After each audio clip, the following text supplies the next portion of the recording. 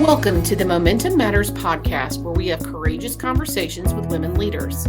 We'll hear about their accomplishments, experiences, challenges, and best advice. If you're inspired by women who have overcome the barriers and gone on to do extraordinary things, then you're in the right place. My name is Karen Taradas. I'm the founder and CEO of Social U, a digital marketing company specializing in social media management, training, and consulting. Our guest for today's episode is Barb Stegemann, author of the best-selling book, The 7 Virtues of a Philosopher Queen, and the subject of the feature-length award-winning documentary, Perfume War. By sharing her innovative approach to business, she empowers women to embrace their inner disruptor. Her message is one of triumphing over adversity. Now here's our host, April Benitolo, CEO of Momentum Leaders, a Birmingham-based nonprofit on a mission to advance women in leadership. Welcome to you, Barb Stegemann. I am thrilled to have you on today. Cannot wait to see you in person at the Momentum Conference. Yay! And so excited that you were able to carve out some time for us for the Momentum Matters podcast. Yeah, I'm so excited to see you all. It's going to be so much fun. Yes, indeed.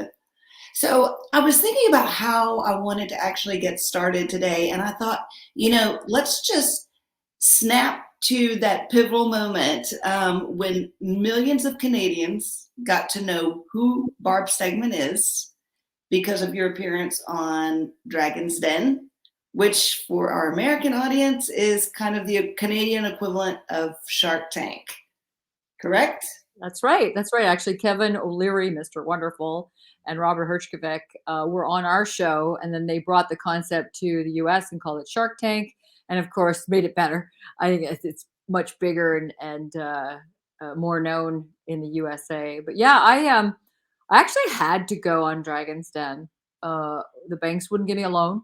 I know we talk about how hard it is for women to get loans to start companies, but it can be tough if you don't fit the cookie cutter mold of an idea of what a loan is. I had a perfect credit rating. I owned my own house, but we were ahead of our time. Nobody knew what a social enterprise was. And of course, now fast forward, all the millennials and Gen Zs, 9 out of 10 of them will switch brands for one with a cause. So it's kind of like we found our time. But I had to go on the show, and it was one of the best things I ever did. And it gave a lot of courage to my neighbors.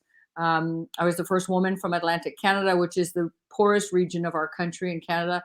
To get a deal on the Den. And so it gave courage to women in my community. It also gave courage to other social entrepreneurs who, up until that point, were not going on the show. And it kind of gave them freedom to start applying and not be scared. And up until then, nonprofits would come and try to come on the show, and they would explain it's a business show. So social enterprise really is that beautiful sweet spot that merges caring socially and also, obviously generating revenue. It's a business. You're creating jobs and you have to make money. And it was scary. Kevin O'Leary can be so mean. And, but when you have a mission that's bigger than you and a chance to tell millions of people we have to do trade with nations rebuilding, you get over your fear, right? I think that's really one of the keys in life. I was terrified. My cheek was going into my eye. I could swear they could see it. And my friends were like, "What's with this demure Barb?" I was like, "Hi." But that's me scared, right? I was terrified. But, again, when it's bigger than you, it's not your win, it's not your loss, it's not your ego. You can walk through just about anything, which I know all the women at your event can share stories of doing the same thing, just walking through no matter how terrified you are. But having a mission bigger than you is really, I find, the thing that helps me walk on glass.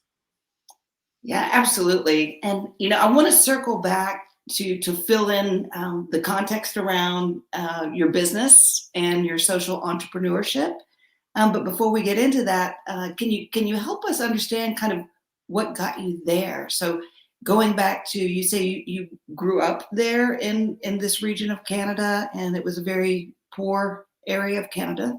Yeah, we fell on hard times. Our family, like a lot of families, go through cycles of there's divorce, and we ended up on welfare, assisted living. My mom was a single mom, and it really taught me to just work harder and to the kindness of strangers. Mom was sick, so we didn't know sometimes whose house we were going to for dinner, And so I kind of show up. Doesn't matter where I am. You'll see when I arrive and meet you all. It'll feel like, hey, we've always been together, because that was a gift, right? So it's really about finding the gifts in your suffering, the beauty in your pain. And I think I'd kind of become skilled at that before the really big change when my best friend was wounded in Afghanistan really catapulted me into this work. But really just constantly finding the good, and realizing that, no one is given more than they can bear. So when something horrendous is handed to you, you have to really check in and say, you know, I'm I'm going to figure out how to fix this because I need to help others. And so I'm strong enough to handle this. So, I used to ask God, why did you send me to where the mice chew my blankets? And then fast forward, when I'm sitting in a home in Haiti or Rwanda, I thank God. He gave me empathy. I want to make change and give people dignity. I know what it's like when people used to drop off the Christmas hamper on our steps on our trailer and drive away. My sister and I would, we just wanted to be invited to the banquet. It was still, I know it was a kind gesture, but we wanted to be invited to their house for dinner. We wanted to come and be with you. And so it was those people that welcomed us into their homes and treated us like equals, didn't judge us, really were, I think, the core of my self-esteem and being able to build up as a woman in a poor region. We have enough barriers as women with confidence in the patriarchy. And so, it was those good people that invited us in and had high expectations of us. My sister and I had teachers who expected a lot of us, and we wanted to rise to their expectations. And I think that was really critical. People expecting a lot of me, and you want to rise up to that benchmark. And of course, I was, a member of 4-H. 4-H is a club that helps you learn how to bake and take care of cows and kind of rural living. And I learned very early on that if I made the most beautiful fruit flan, that I'd get the red ribbon, I'd get money. And so I learned very early on that if I was creative and I made things that were just excellent and just a little bit, stretch a little bit out of my comfort zone and my imagination, that I would be rewarded with the red ribbon and money. And same thing in school. And I think that's why I like to be number one. I mean, my field, I like to really push. And if I'm not number one, I don't think Olympians go for bronze. You go for gold. And it's so funny because in our lives we'll go, well, we'll tamper it, you don't want to jinx it. So you don't want to state it. Well, state it. An Olympian doesn't go for bronze. We're going for gold. We're going to stretch out of our comfort zone. And you know what? If we don't get gold, we're going to be good sports about it and try again this time. But we have the absolute right to demand excellence of ourselves, and those people around me that always did. And so fast forward, when I go to university, I met Captain Trevor Green, and he would ask me to row harder, and when we were rowing in university, and he would push me to ask better questions. And so he didn't judge me. I didn't come from the wealthy families, and he didn't care. And it was a university that had a lot of private school kids. In fact, they wouldn't even give us the application. They wouldn't send it to my public school. So I had to actually jump on a bus 2 hours away, get the application, apply, and I knew I'd get in. And I did. And going to this very, prestigious school, I had good friends like Trevor who just welcomed me like family. And so, really good people along the way that were kind to me and helped me not judge myself and taught me that I had the right to come to the banquet. And so I try to give that to other people too, to realize that, no one's going to give you permission to show up. Really, if you're waiting for Moses to come down from the clouds and give you permission, it's not coming. So it really is about you showing up and getting to your excellence and showing your service on this earth. So Trevor, it's awful. It was unimaginable. He was axed in the head by the Taliban while he was serving in the Canadian forces. And the Taliban paid this young boy $10 to kill a soldier and didn't care what country he was from. And it was a miracle. He didn't die. He survived. And so we went on a healing journey. And so that's really where it all started. In the hospital, I promised him I'd take on his mission. And really, that was how the whole wild trip began. So you studied journalism in college and also studied philosophy in college. And I think both of those things kind of came together when you decided to write your book, The 7 Virtues of a Philosopher Queen. which is the title to end all titles. I love it. And I also loved your book. Fantastic book. So tell us a little bit more about how you came to writing the book, and where did that fall in the chronology of you starting your business? Yeah, well, yeah, the book came first, so there it is. When I was in the hospital, I was trying to figure out how to carry on his mission of peace, and I realized, I didn't really have a way as a woman, and so I created a new. I wrote this book to empower women to launch companies, end bullying, run for office, rise up in their organizations, to think entrepreneurially, to be able to walk in the patriarchy alongside men in an enlightened way. And even if we were taught different languages, my mom didn't teach me about Adam Smith and capitalism or Plato and the polis, and these were things that men were taught for centuries.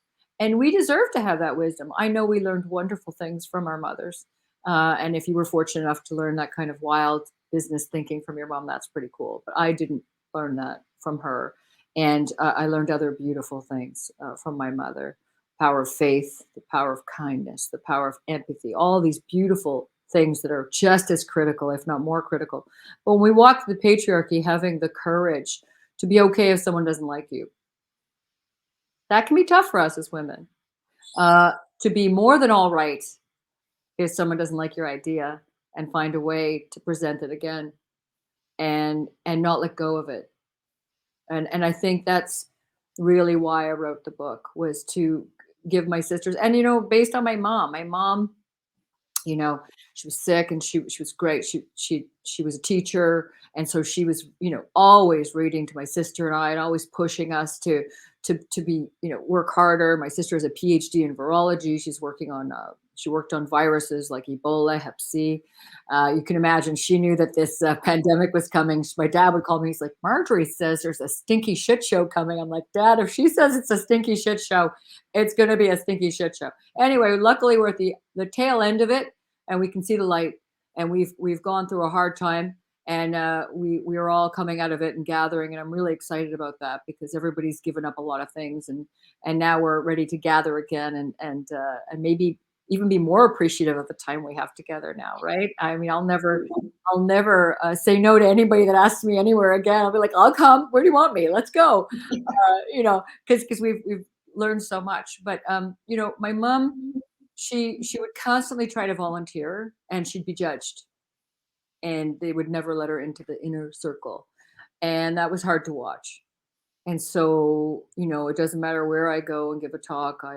If a woman has the courage to tell me she can't afford the book, I always give it to her for free, and there's always tears. And it's for my mom.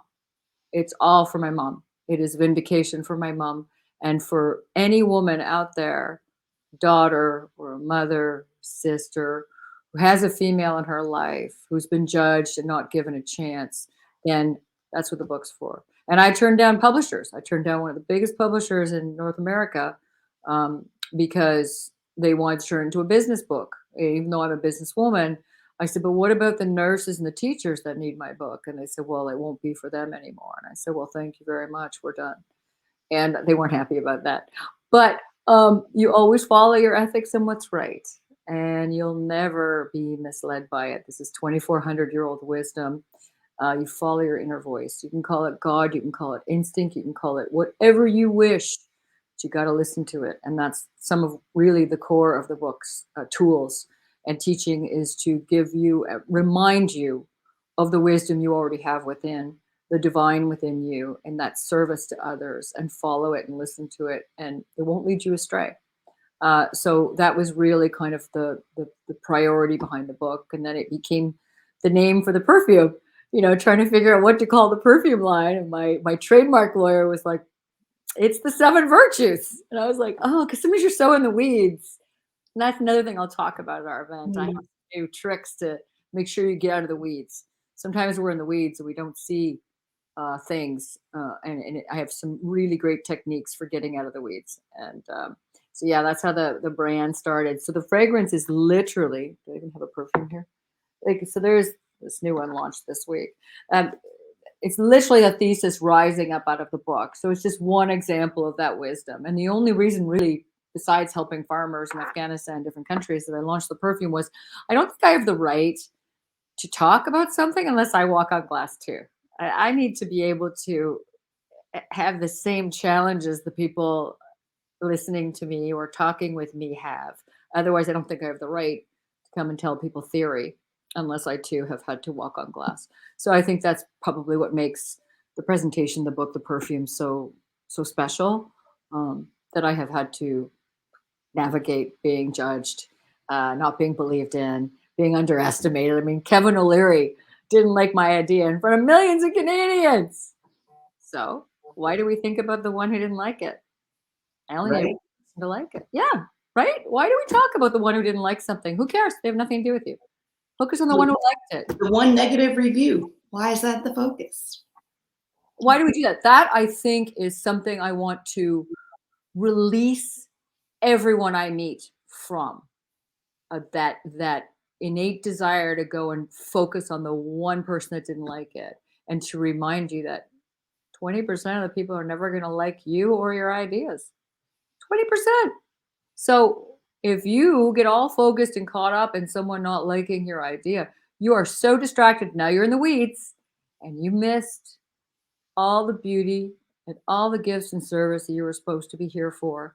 And those distractions are part of just the bumblingness of being human, that mere mortal broken part. And it just gets us away from our soul, gets us away from our divine, gets us away from our service. You know, we go to Lululemon, the mind, body, soul, we talk about it.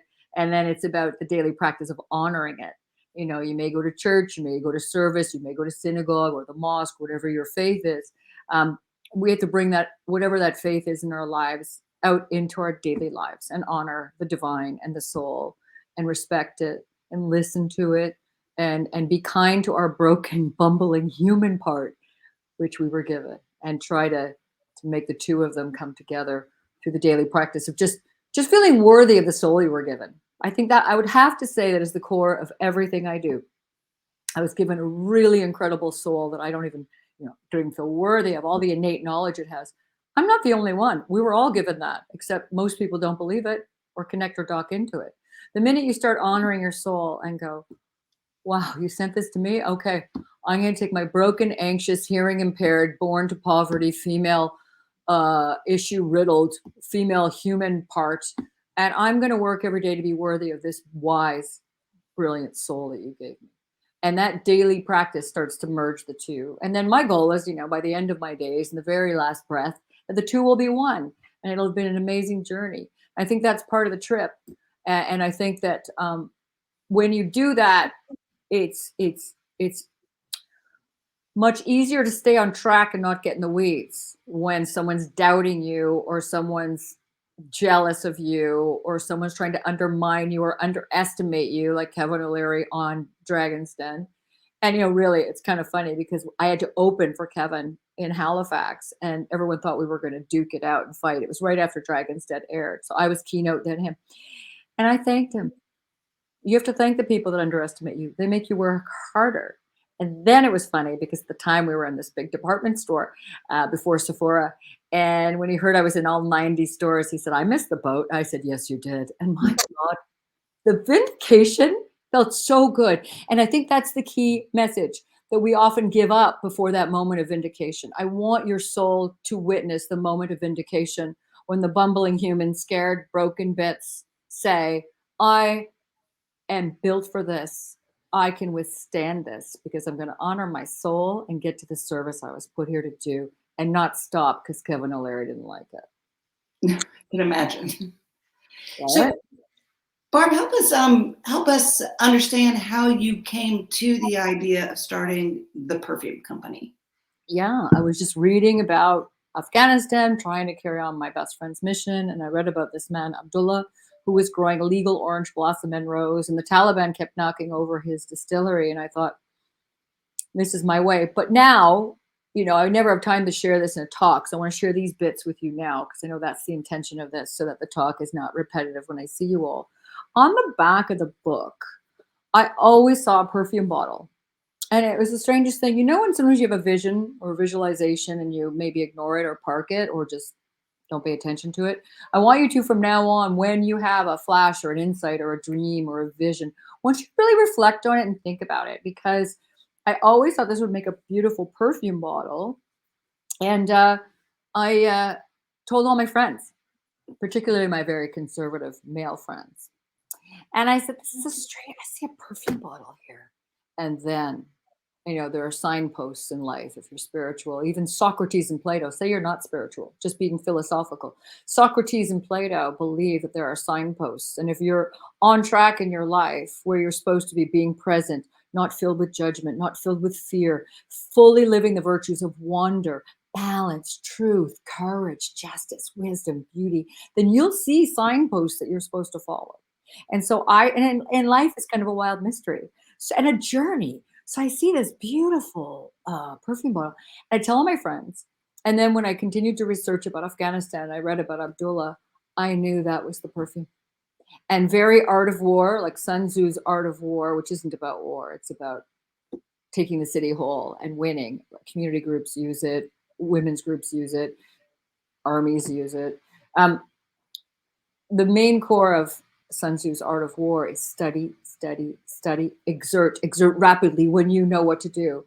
So the study was sitting in the hospital with Trevor, reading about Afghanistan. And as soon as I read about Abdullah, and I connected it to the perfume bottle, and he was growing orange blossom and rose, I knew nothing about perfume. But then again, you don't have to. You hire a chemist. You don't have to know how to trademark. You hire a lawyer. People think they have to know all pieces. No, you don't. You hire the best. So I flew to Ottawa, met with the equivalent of USAID, and I said, help me find Abdullah. They helped me find him through the NGO that had done a study that proved if you paid $8,000 for a liter of orange blossom oil, $12,000 for a liter of rose, you get farmers off the illegal poppy. I bought what little oil he had, and we launched out of my garage on International Women's Day, and then was Dragon's Den 6 weeks later, broke even. Dragon's Den was 10 weeks later, hit our break-even analysis in 6 weeks. And I put it on my Visa card, and it was the right thing to do. And the banks, of course, were hilarious. After I went on Dragon's Den, they were like, how much money do you want? I was like, yeah. I'll just give it to you. Yeah, and it's funny because we actually paid off. The beginning of the pandemic was tough. We took out really high interest loans. We're still very new with Sephora. We'd only been with Sephora a year. We're still a baby brand. And we took out these high interest rate loans from our Canadian government. And we were scared. 600 doors shut. What are you going to do? And, I'm proud to say that, we're now the #1 selling clean perfume. And we paid off all our loans. And we don't need private equity. And it's a really beautiful place. And it's by following all of this wisdom. I'm going to share some of those really wild things that I've learned during this pandemic with our brand and how to reach success as a woman in a very patriarchal world using these tools of the virtues. And I would say I accelerated them during the pandemic because I wasn't in the weeds anymore. I wasn't on a plane all the time. I was at home making dinner, thinking, reflecting, reading, spending time with my family more than I had done in the past. And I think that was also a help. So, I really believe if we talk about self-care, I'd go further to say self-love. I would say one of the most important things you can do, even though we're very excited to all be together again, is to try to find a balance between, having that time alone that we had during the pandemic that gave us clarity to going back out again and being around one another and maintaining that place where you get out of the weeds and can reflect and really get to your own answers. And I think that's one of the gifts I think most of us will take out of the pandemic into the world as it normalizes very rapidly for us all, the new normal, and make sure that we're having that time to connect with our soul and our service and our families and never lose that again. So always trying to think about what is critical. At the very beginning of the pandemic, I attended a seminar with my mentor, and they said the most important thing to me, they said, you will be remembered by how you get people through the pandemic. And so I immediately thought of my 80-year-old father, my 80-year-old in-laws, and realized I wasn't seeing them very often. So I immediately formed a Friday, because Sephora takes Fridays off, at least during the pandemic they did.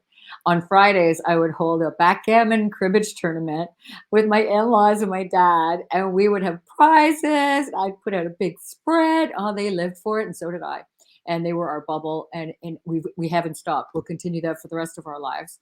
And I've gotten so much closer with my dad because we'd had a hard childhood and he left, and now to reconnect with him and have all that healing was really good for both of us, to forgive and to love and to care for our family. And then did the same thing with our brand. I was so sad about all the beauty advisors at home in isolation. So we did motivational setting your intentions videos for them. And I wasn't able to get back into the stores until December of this year. And I was in Miami, Houston, I was all around the place. And every store I went to, I hadn't seen them in 2 years. And they all said to me, your videos that you did got me through the pandemic. That's beautiful. And that's what we'll be remembered by, how we got others through, and Absolutely. not focusing solely on our own issues. I think that's where the magic is.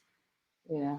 But still maintaining self-care, self-love, and that time so we're out of the weeds and we're taking care of ourselves. Yeah. So Barb, I know our time is limited today, but before we go, I really wanted to check in with you and see if you could give us just a couple of nuggets about what you might be talking to us about at the conference this year. Yeah, absolutely. Well, I talk a lot about things that the Stoic philosophers have taught men, like Churchill and Aurelius and all the boys through the years. And I like to give that to my sisters. And I do it in a cheeky way. It's fun. I like, we have self-deprecating humor. So my delivery is, sometimes it gets heavy. There's going to be a few tears, a little bit of awakening. People will be decluttering and removing anyone that undermines you from your world, and having the strength to deserve and own where you belong. And I'm going to give you all the tools to do that. And we're going to have some fun. And we're going to go through each of the virtues, wonder instead of judgment, balance, truth, courage, justice, wisdom, beauty, but in ways you never thought of these before. And beauty, not like the beauty counter or the airbrushed models, in a very different philosophical way that'll blow your mind, that you will be talking to your sisters and your daughters and your friends about. And then, of course, I'm excited to stick around and do some book signings and give away some free packages of books and perfume, and have some for sale, and give some sweet deals to your attendees, because deals you can't get at Sephora. Because, it's just kind of fun when you bring me into your community. I want to give some good deals too. And then just to talk one-on-one. I laugh because I'm a maritimer. So, we would party on the stereos and the bars until the lights came on. So I don't leave until the last person's had a hug. I don't go anywhere until the last. A lot of people want to talk privately, and I'll be there. I won't be going anywhere. And that's our time together. And I really believe that we're brought to each other for a reason. And if we're present, we'll know why. And I get very excited about that. I'd have to say it's my favorite thing to do. I love the perfume company. I think it's glamorous and it's wonderful. I love our farmers. I love going to countries and sharing and helping and lifting. And but giving a talk to women is my favorite place. And it brings me the greatest joy.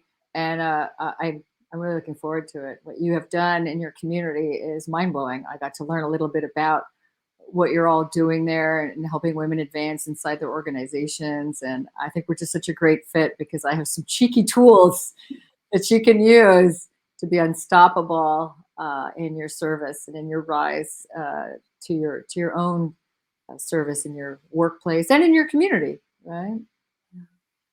So you may say cheeky tools, but definitely after having read the book, I'm thinking profound wisdom that's been there for eons, but learning to listen to it is like you said, a daily practice. Yeah. We cannot wait to learn more. I thank you so much, Barb, for making yourself available today.